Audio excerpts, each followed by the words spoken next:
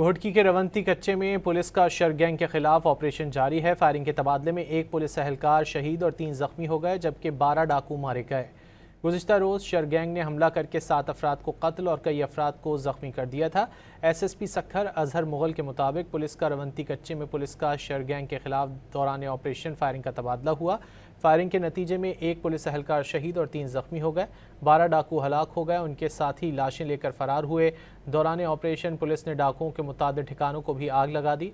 Police के मुताबिक डाकुओं की गिरफ्तारी तक ऑपरेशन जारी रहेगा।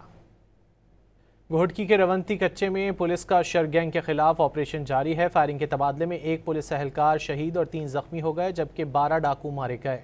गुज़िश्ता रोज़ शर गैंग ने हमला करके 7 अफराद को कत्ल और कई अफराद को जख्मी कर दिया था। SSP सक्खर अजहर मुगल के मुताबिक पुलिस का रवंती कच्चे में पुलिस का शर गैंग के खिलाफ दौरान ऑपरेशन फायरिंग का तबादला हुआ। फायरिंग के नतीजे में एक पुलिस एहलकार शहीद और 3 जख्मी हो गए। 12 डाकू हलाक हो गए, उनके साथी लाशें लेकर फरार हुए। दौरान ऑपरेशन पुलिस ने डाकुओं के मुताबिक ठिकानों को भी आग लगा दी। पुलिस के मुताबिक डाकुओं की गिरफ्तारी तक ऑपरेशन जारी रहेगा।